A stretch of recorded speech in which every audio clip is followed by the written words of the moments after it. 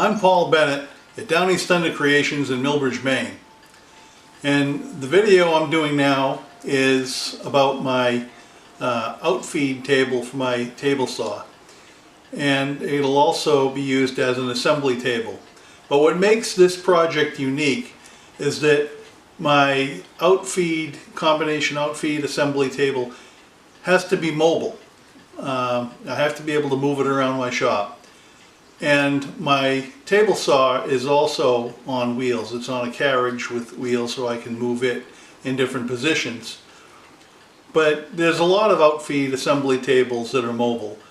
What makes this especially unique is the fact that it's also adjustable. It has a torsion box, a floating torsion box that sits upon the base on these adjustable screws.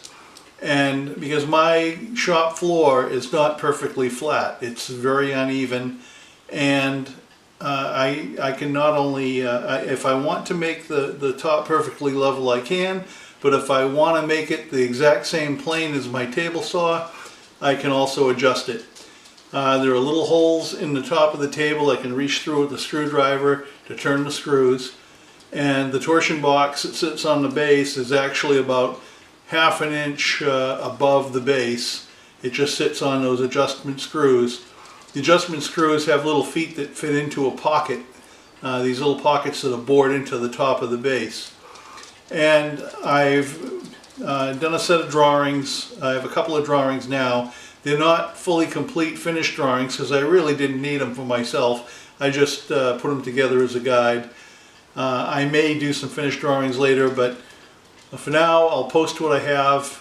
They're free, no charge, if you'd like to make something similar. And this actually came out pretty well.